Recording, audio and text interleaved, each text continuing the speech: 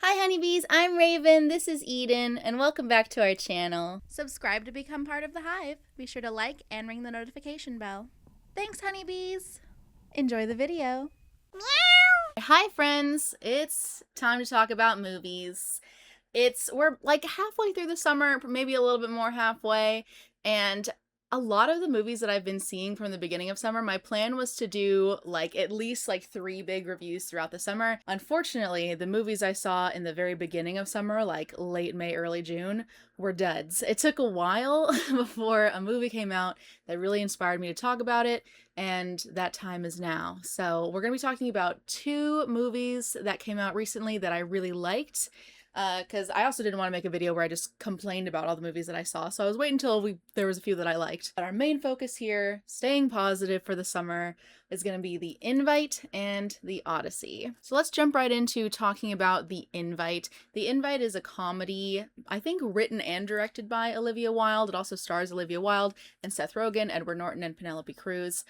I thought that I was gonna like this movie, and I liked it a lot more than I even thought I would. If you don't know, The Invite is about 2 couples. There's Seth Rogen and Olivia Wilde are a married couple, and Penelope Cruz and Edward Norton are a dating couple, but they live together. They're neighbors, and they all come together one night for a sort of dinner party at Seth Rogen and Olivia Wilde's apartment.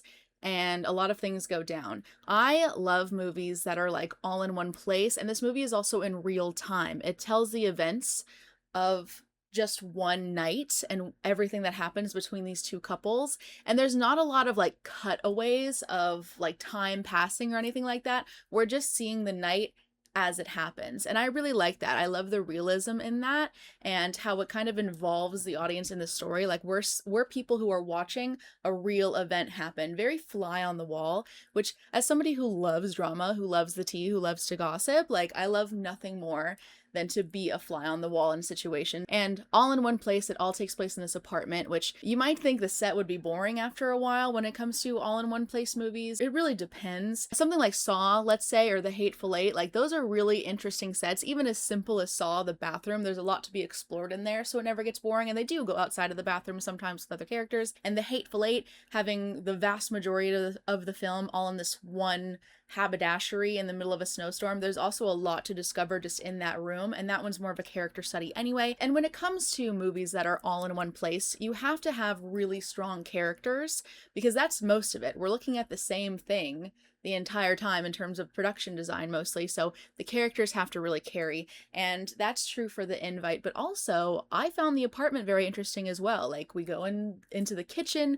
the music room, the bedroom, and just the way that we move about the space feels very natural and adds a lot of much needed movement to the story. But the characters themselves were by far the most interesting and most entertaining part, as it should be in a movie like this. So I do recommend this movie, so I don't want to break it down completely and give spoilers for every detail or anything like sometimes I do with my movie reviews, because if you haven't seen it, I definitely recommend seeing it. This is the type of movie where I feel like it's so much better if you go in blind. So watch it. You can come back to this video later if you want to. I guess what I would say is our main couple is Seth Rogen and Olivia Wilde. Like I said, they're married, and their marriage is very much on the rocks. That's very obvious from just the opening. They're disagreeing about the dinner party that they're having tonight. Olivia Wilde really wants to connect with the neighbors. Seth Rogen does not. And they're kind of bickering back and forth, going from jabs at each other to sometimes yelling and shouting, really throughout the entire movie. But definitely in the beginning, I think it sets up their characters and their dynamics very, very well. And even the kind of context they give about Penelope Cruz and Edward Norton, how they're very loud. They see them and they're nice around the hallways and whatever, but they're very loud. And that's a point of contention for this couple. Olivia Wilde doesn't want to bring it up, and Seth Rogen does. So that's where we're starting in the movie. Once all 4 couples are together, these different relationships are explored in very interesting ways. Not only the couples themselves, but the different dynamics between the couples. The 2 women get moments together, the 2 men get moments together, and they swap, so to speak, at certain times where Penelope Cruz bonds with Seth Rogen and Edward Norton bonds with Olivia Wilde. And we're seeing these really interesting new relationships develop, like I said, in real time. And I love that. It was very interesting. Again, I don't want to get too much into details, but what I will say, which you can probably tell from the trailer, is that there is a proposal of a swap of shared intimacy between these couples by Penelope Cruz and Edward Norton, who are a very freewheeling, open couple. We find out that they actually invite other people into their sexual relationship a lot, and just their relationship in general. And that's what the other couple is hearing. So when they do address it, and they make a proposal, we should switch. And so then that's actually not until like very much towards the end of the movie. I was expecting that to kind of be the inciting incident, but it wasn't, which was surprising. But I liked how the events went down. It went down very realistically. And if that was a proposal that happened in the very beginning of the dinner party, before they got the opportunity to bond and feel out with each other, that would not be very realistic at all. I just really love the realism and how all of these events and connections came together and went down. The movie's also really, really funny. There's a lot of points where I laughed. There's a lot of like awkward moments, and there was a lot of humor in that. I'm not normally the type of person that likes awkward moments in movies. I don't really like awkward comedy like that, just because it makes me cringe, and I don't like cringing. But there was a lot of interesting humor here, a lot of jabs that got some laughs from me, and even just in the physical performances as well. Some of the characters are very quirky, very interesting, and there was just natural humor that came out in the way that they spoke and moved and interacted. So it's very funny, but it is also very much a drama, and I loved how those two genres mixed in that movie. It was always a comedy and it was always a drama all at the same time. It never really switched. There are obviously more dramatic moments within it, but even in those moments there's bits of humor, and I love when genres mix so seamlessly like that. I also really appreciated the conclusion to this story, because I was thinking, even from the trailer, okay, I can picture how this goes down, but are they going to accept the proposal? If they do, where do we go from there? It's the kind of thing where it's like, how is this going to end, right? And a lot of movies that I've seen, I mean, it's something that happens in movies in general, but specifically like the last like year, even the last year or two, I've seen a lot of movies that have a really great come up. There's the inciting incident, a really great opening, good middle, and then it's like the movie doesn't know where to go. The story doesn't know how to end, so it kind of just ends, or the ending is just very unsatisfying. It doesn't have to be a happy ending, but something that satisfies the story, satisfies the arcs to whatever characters we are following. And I feel like a lot of movies really fail when it comes to the ending, but The Invite had a kind of quiet, soft ending that I wasn't expecting, but made complete sense for these characters. The way that, specifically Seth Rogen and Olivia Wilde, the way that their relationship, the way that we see their relationship in this one day, in these moments between them and how they interact with this other couple, we can tell that it is not a great relationship. So it makes sense for them to want to go along with this proposal because they are unhappy in their own marriage. And then this spiraling and the aftermath of that, I felt was also very realistic in how that would go down. Like, at first it's exciting, but then you start to question, like, what is wrong with us that we need this excitement. And I really loved how it ended. I'm not going to obviously spoil like the ending, but I thought it was very smooth in the way that the story revved up and then crash down. And that's kind of all I want to say about The Invite. I really think if you haven't seen it, you should see it. It's one of my favorite films of the summer so far. We're going to talk about the next one in a second, but especially after like a row of duds, I tell you, it was Disclosure Day, Masters of the Universe, and The Death of Robin Hood, all movies I was really looking forward to, and all of which disappointed me. I'll get into the details of those three at the end of the video, but it was just kind of like dud after dud of the summer. I did like Sheep Detectives, that was a little bit earlier, but nothing really wowed me, and The Invite was just a genuinely very good movie. The Invite, I give 4.5 stars out of 5. Okay, jumping right into the next one, we're going to talk about what is probably the big movie of the summer, The Odyssey. The Odyssey is the newest film directed by Christopher Nolan, who previously made Oppenheimer. He's also made the Dark Knight trilogy. He made Inception. He's made a lot of these really big, not necessarily fantastical, but these really grand scale movies with grand scale stories within them and characters. He's very technical. He's very real. He doesn't really like CGI. And a lot of his movies, even with their certain themes, like dreams or superheroes and supervillains and things like that, his movies are often very, very grounded in realism. Like the Batman villains in the Dark Knight trilogy feel like real people. Their backstories are real. And some people are like that. Some people get into accidents and it changes their lives, right? And I've always really liked that about Christopher Nolan. Like even something that feels like fantasy, through Christopher Nolan's vision and direction and writing, becomes very real. And I like to think that even with like the grittiness of a lot of his movies, that whimsy, even if it's like dark whimsy, can be a part of everyday life. With the Odyssey is definitely fantasy. There's some parts rooted in history, right, with like the Greeks and their belief in gods and goddesses, but even that's pretty fantastical. And there is magic in history, right? Maybe not real magic, but people thought that there was magic. People thought that the world was this big wondrous place, and in many ways it is, but that's kind of the only like historical context of, first of all, it was written, the Iliad, the Odyssey, was written a really, really long time ago, back when the world was viewed as this big, magical, vast place that could never possibly all be explored. You have to use that context when turning this type of thing into a movie for modern day audiences. Other than that historical part of it, the events in the Odyssey are very much not real, right, to real life. There's cyclopses and witches and sea monsters and sirens, all these things that I was wondering how they were going to be rooted in realism from Christopher Nolan's vision, but I really felt like he found a really good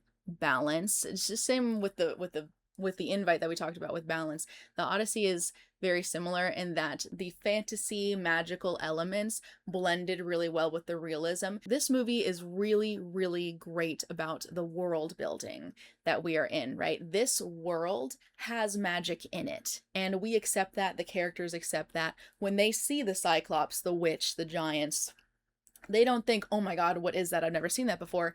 And even if they haven't seen it before, they live in a world where those things exist, and they know they live in a world where those things exist. Maybe they have seen it before. So, and that was really, really easy to accept as an audience member.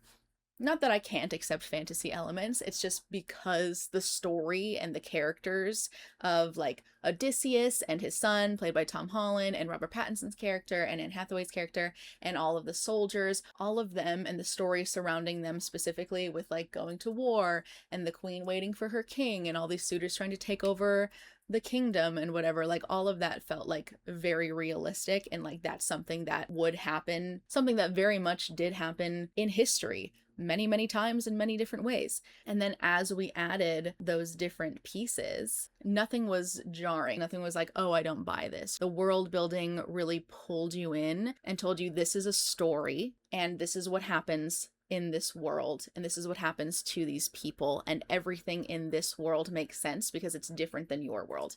And some movies are not good at doing that. Some movies are not good at setting up their own rules, their own world, their own characters, and it leaves you with a lot of questions, which can be very distracting, and this movie wasn't like that at all. I read the Odyssey and the Iliad, whatever, in high school, which was a really long time ago at this point, so I don't really remember specifics. Obviously, I remember key points of like the Cyclops and the sirens and things like that. Basically, what I remember about the Odyssey is that there's a bunch of people on a boat led by Odysseus. Odysseus and a bunch of his men have to get home, and a bunch of shit happens to them on their way home. And that's what happened in this movie. A bunch of shit happened to Odysseus and his boys on their way back to Ithaca. And then obviously the Trojan War was a key piece of that. And every single scene, I was just gonna say, like, the Trojan War scene was really cool. Every single scene was cool, was great. Like, I did not feel like this movie was as long as it was. This movie's almost 3 hours long. It did not feel that way at all, which is something that I rarely say when it comes to long movies, even good movies. And even with Oppenheimer was over 2 hours long, and I felt that runtime. Even though I liked that movie, a lot of it was like very serious, very realistic, because these are actual people that existed. These are actual events that happened, dramatized, obviously, in certain ways, but there's a lot of like interrogation, courtroom, people talking. And so there were times where it felt like it dragged a little bit and we were seeing the same thing over and over again. There's only so much you can do with a camera pointed at a person. There's only so many different frames that you can look at to keep interesting. I've always said, like, movies do not need to be over 2 hours long. Like, I don't know any movie off the top of my head that justifies being over 2 hours. Even ones that I really like could cut it down a little bit, make it a little more concise. But I did not feel that way with the Odyssey at all. Everything was necessary. Everything was very purposeful. There was always something to look at. They filmed this movie like all over the world.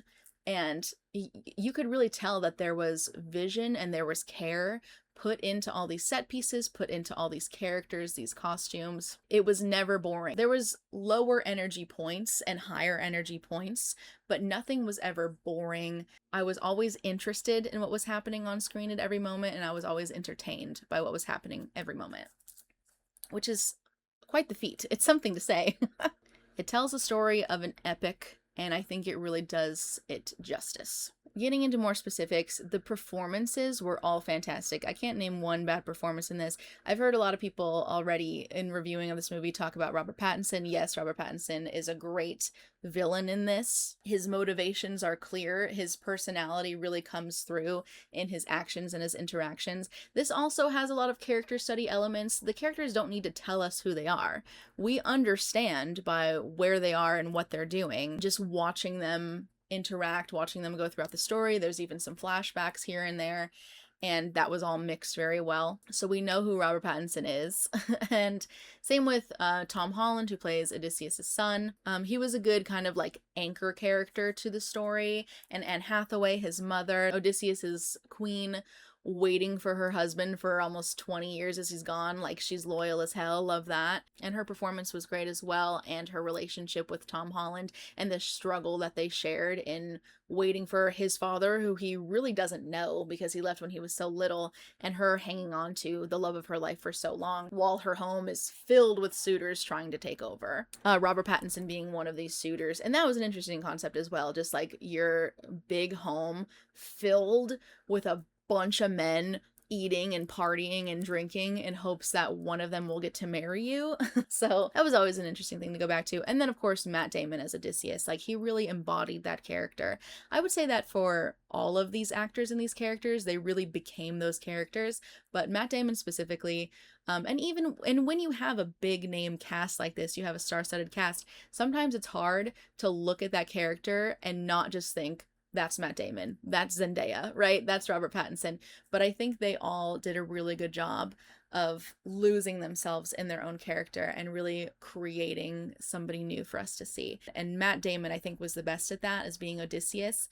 Not even in his look, but in how he spoke and how he moved. He was Odysseus, and I believe that he was, and I understood all his actions as that character. And he was very interesting to watch the entire time. He's the one going through all the shit. So he's our catalyst for all of these events that are going down. And speaking of casting, just to get into a small tangent of, I guess, the controversy surrounding the casting in this movie. Before this movie even came out, I was seeing all these like weird posts that were so stupid, and they were stupid then and they're still stupid now, complaining about like woke casting in this movie, because Chris Nolan cast Travis Scott in this movie. Elliot Page and Lupita Nyong'o were the ones that I saw like being complained about the most, and a little bit Zendaya as well, and calling it woke casting, which I guess just anytime you cast a person of color, it's woke.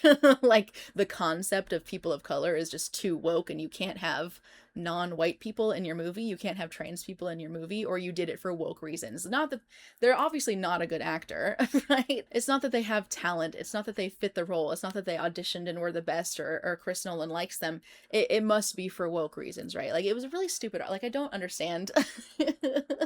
Like, And I know that those arguments, so to speak, are rooted in racism and transphobia. That's my only explanation, because otherwise it really doesn't make sense why you would have a problem with Zendaya, Lupita Nyong'o, Elliot Page, and Travis Scott in the movie. I've seen people complain like, "Oh, they don't look Greek, like they're supposed to be Greek." It's a story. It's a story. This isn't real. Like, do you know this is a movie? Have you seen a play? You would hate to go to a play. You'd hate to go to Broadway and see all sorts of people, all sorts of genders and shades of color playing one family, playing different, like it's a movie, bro. Like, relax. Like, it's fine. So, but getting into specifically these characters, first of all, Lupita Nyong'o plays Helen of Troy, and I saw a lot of complaints. Again, I know rooted in racism, but let's just address it for a moment.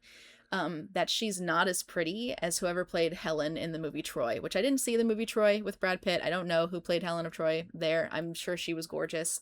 Lupita Nyong'o is also gorgeous. I'm not even going to put an example up of what I'm talking about, because I don't feel like searching for people complaining about these things. But it would be a picture of Lupita Nyong'o next to a picture of whoever plays Helen of Troy. Like, that would be like a gotcha of like, oh, Lupita Nyong'o's playing Helen. Like, yeah, she's gorgeous. She's beautiful. Also, she's a really good actress. So I don't know why, like, are we looking at the same person?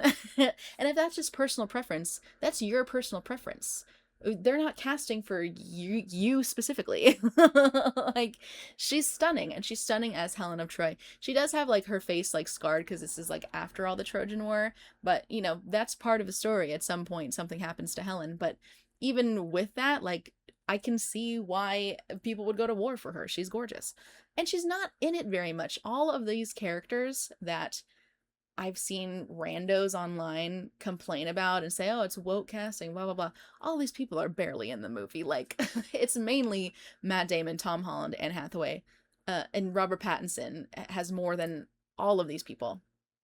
So, but you're just complaining because you see, oh, Travis Scott was cast in the movie. Oh my God, stupid. He doesn't look Greek. Okay. None of these people are Greek. Like, and also Travis Scott in it for like 5 seconds. Like, 5.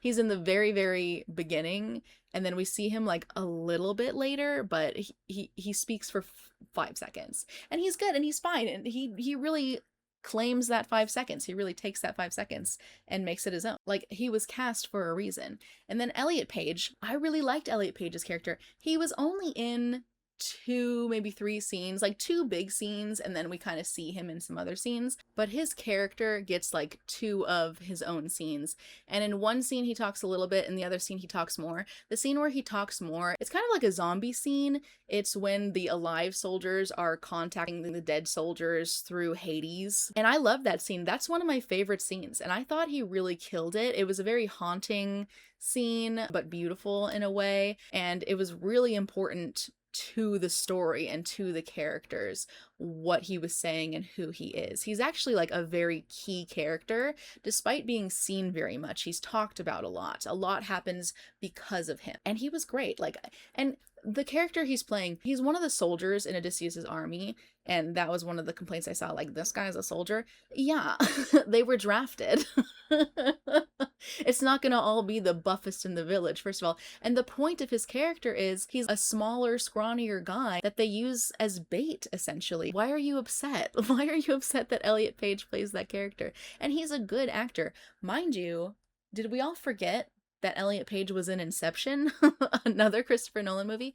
Christopher Nolan works with the same actors a lot. He's worked with Matt Damon a couple times. He's worked with Anne Hathaway a couple times. He's worked with Cillian Murphy, who wasn't in the Odyssey, but Cillian Murphy is in a couple of Christopher Nolan's movies. He works with the same actors because he likes them. And Elliot Page was great in Inception. Yeah, that was before the transition, but like, he's still the same person. He still has that same talent.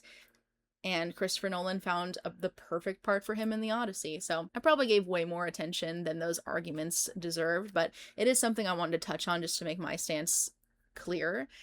Don't act like you care about historical context when it comes to characters, like, especially for something that isn't actually a historical event. Like, it's grounded in history because it was written a really long time ago, but it's a story. It doesn't matter who plays these characters. You're gonna get the story the same way. And actually, Red Letter Media just reviewed this movie. I watched their review the day when it came out a couple of days ago at the point that I'm filming this, and they actually had a really good point about casting. So I'll play a clip of that because I think that they said it really well. This particular work of fiction, literature, is 3,000 years old, and it's fantasy. I mean, it's based somewhat on like real places and whatnot and all that, but I've seen people say, well, the whole cast should be Greek people. I'm like, well, yeah, and it should be in Greek, Homeric Greek. It's like, yeah, but then you wouldn't see the movie. You're complaining about a movie that you would have no interest in. But it's like the equivalent of like adapting like a Shakespeare play, you know, and just casting whoever in roles. It's just a story. It's an interpretation. It's a new version of it. Yeah, it's an interpretation. You can have Romeo and Juliet with two young black characters. You can do an all black Romeo and Juliet if you want. Sure. They did The Wiz. I mean, you know what I mean? It's Helen of Troy was Lupita Nyong'o. Great actor, and he cast a great actor in the role. And yeah, it doesn't matter with this, and that actually added to it. It made it feel like I think that's also part of what added to it. Like me saying like, I know the Odyssey, I'm not interested that much in a new adaptation of the Odyssey. Yeah. But it's the way it's all presented. It becomes its own thing. It becomes like fresh. It feels like you're watching a different version of this story than you've seen before. Right. That's what you want. Yeah, and since it's not based on a real event, and since it's based on something incredibly old, and cast it however you want. They were also touched on Christopher Nolan movies being rooted in realism and wondering how he was going to portray like a Cyclops and a witch and things like that.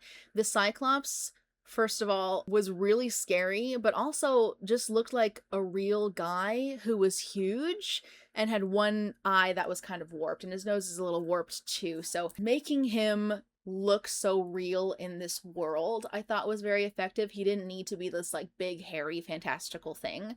He was just a big monster guy that happens to live on this island. And like I kind of mentioned earlier, when Odysseus and his men see him, they're not like, oh my God, what the fuck is that? They're just like, okay, this is something that exists in our world.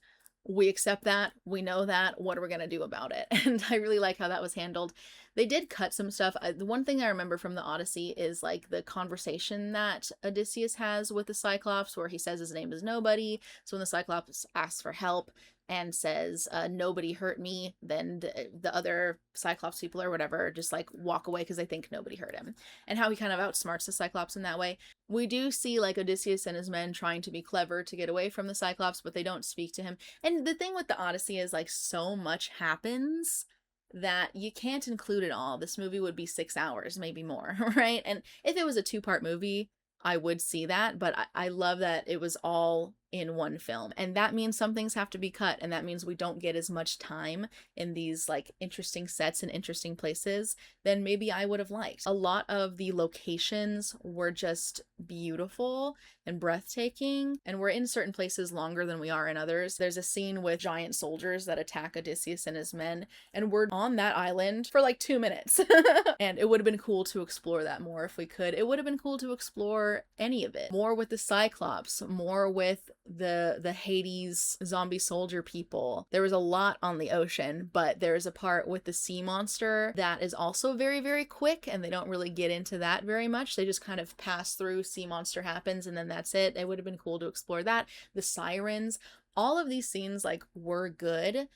My only complaint would be like some of them felt like they needed more expansion, but if that happened, this movie would have been way longer than it already is, and it's already pretty long. The sirens was a really great scene. I loved how they handled the sirens. I was wondering if we were gonna like see them and they were gonna be naked ladies or something, which would have been fine, or like what song they were gonna sing. And we don't get to hear the siren song. We don't really get to see the sirens. We see them in shadow, and we see what the siren song does to Odysseus and another man who hears it.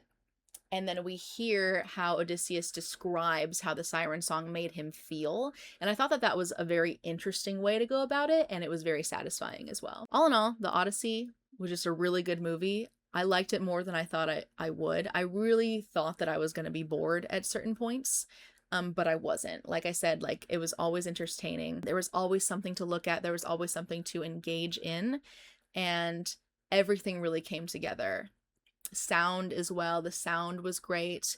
Visuals, performances, all of it really good. So the Odyssey, I'm going to give that one 4.5 out of 5 as well. The reason I'm not giving it a 5 is just very, very minor critiques. One being, I know I said I wouldn't fault the movie, but just like feeling like certain things needed to be more explored. And I know it was a time crunch thing, but it's hard to find a 5 out of 5 movie. I'm a very tough grader and it's hard for a movie to be perfect, but this one gets pretty close. Okay, those are the 2 good movies that I've seen of the summer so far. I'm just going to take a couple minutes at the end of the video here to mention the movies that I saw before that I was really hoping would kick off my summer movie reviews, but didn't, because they were disappointing.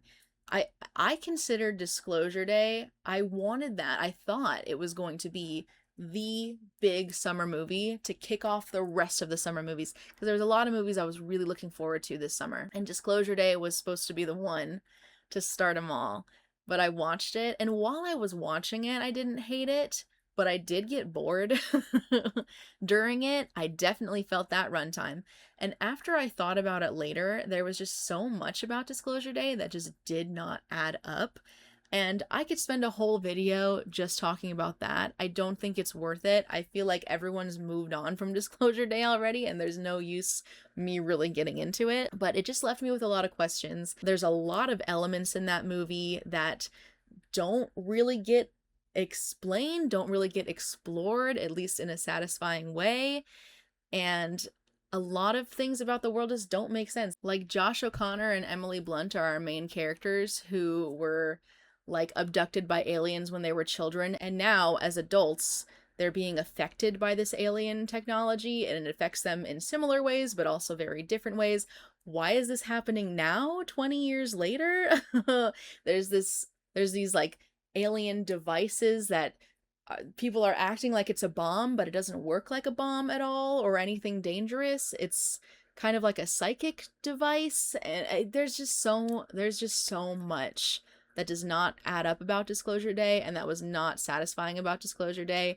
And there was a lot of points where the excitement just dropped. Really strong opening scene, a lot of really great visuals. Like Steven Spielberg is great at visuals, and he has really interesting ideas, and he loves aliens, but the characters just didn't hit for me, and the story just didn't hit, and was also just in general felt very incomplete. Disclosure Day, I'd say I am between 2.5 and a 3 for Disclosure Day, just because there's a lot of things to like about it, but at the end of the day, I was just disappointed. So I'm more leaning towards 2.5 out of 5 on Disclosure Day, to be honest. I feel like I have to give it a 3 just because it's Steven Spielberg and it looked great, and there were some really good shots, but that's kind of it. I don't think that those are like the main things needed for a movie to be good. Masters of the Universe, it was really just a nothing burger for me.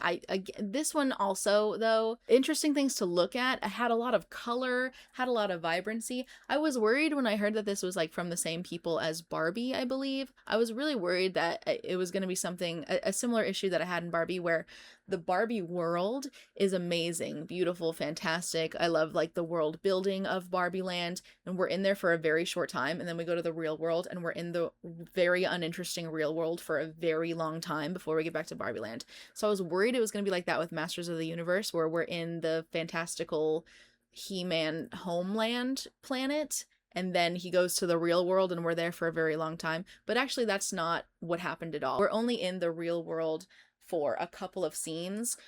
Like there's like a time skip to when he's older, and then he comes back after he is like sent away as a child. So we spent the majority of the movie in that interesting environment with very interesting set pieces and production design. I know a lot of it was like probably green screen and CGI, but still, it's fine. It looked good, and it was colorful, and it was cool. But the story, nothing really grabbed me about the story. It was very basic. I don't know anything really about He-Man. I've never been a He-Man fan, so maybe it was like super accurate. I don't know. I just didn't find it that interesting, and the story didn't grab me, and the characters didn't really grab me. Nicholas Galzatine is hot in it. He's thick and muscly as hell. I thought it was funny when before he became He-Man, everyone was like, who's this scrawny little guy? And he's just like so beefed up, like he's not he's not little at all, and they keep calling him little. I thought that was funny. Like all he had to do was take his shirt off and he's He-Man. So interesting sets to look at, interesting guy to look at. Like at least I got to look at a hot guy for most of the movie. And Skeletor was actually probably the best part. Like Skeletor was the only one that got laughs out of me. It is supposed to be like comedy, or at least have a lot of humor in it, and a lot of that humor really fell flat for me. But Skeletor was funny. Skeletor had some good lines and some good visual gags, and that was kind of it. So that's all I have to say about Masters of the Universe. There was definitely a point where I was like, I'm ready for this movie to be over. This is just, my mind was drifting, and it's never good when a movie lets your mind drift because it just doesn't entertain. Lastly, I'm going to mention the death of Robin Hood. I don't know how many people saw the death of Robin Hood. I haven't heard anyone talk about it. I don't think a lot of people went to see it. I saw it because Bill Skarsgård was in it. Bill Skarsgård plays Little John. Hugh Jackman plays the titular role of Robin Hood. And it's like Robin Hood when he's older and kind of not necessarily reflecting on his life. There's a little bit of that, but it's pretty much like Robin Hood's final days where he realizes that he was a bad guy. Because their whole thing about this version of Robin Hood is that he was never the good guy, the vigilante that stole from the rich and gave to the poor. He's always just been this hardcore murderer who lives for himself, and there's these legends and stories that have built around him throughout his life that make him seem like a good guy, but none of that's true.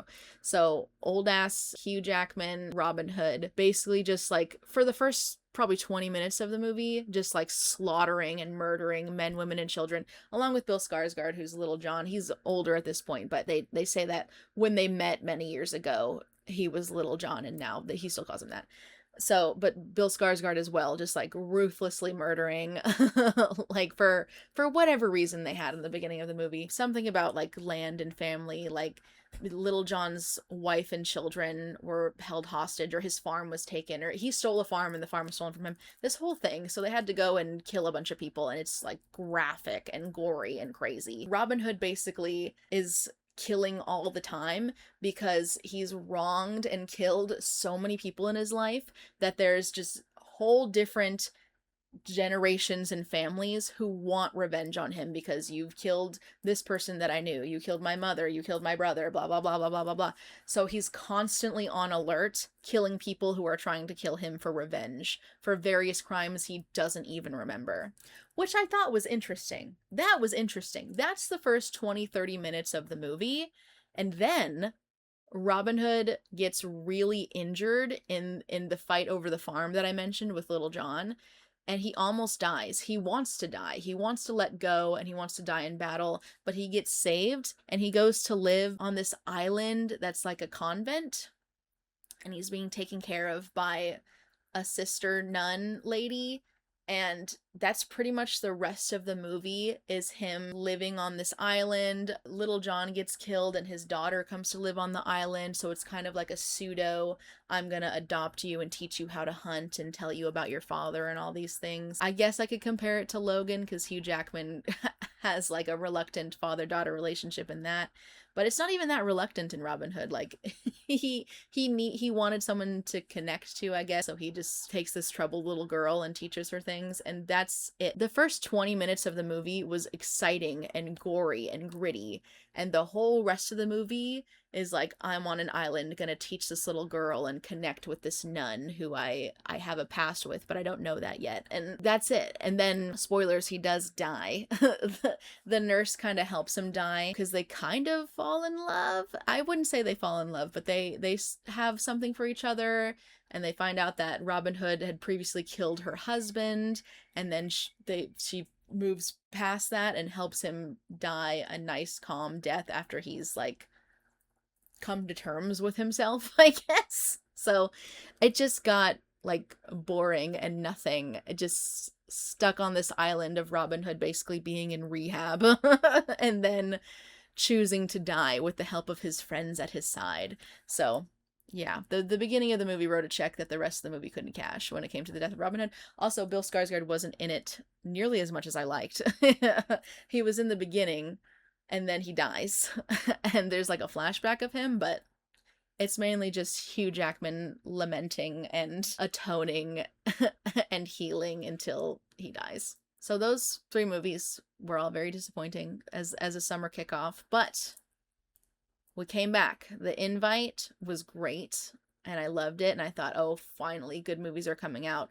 And then the Odyssey, great. I'm hoping we can keep up that momentum and not go back to boring, disappointing movies like how the summer started. So we'll see.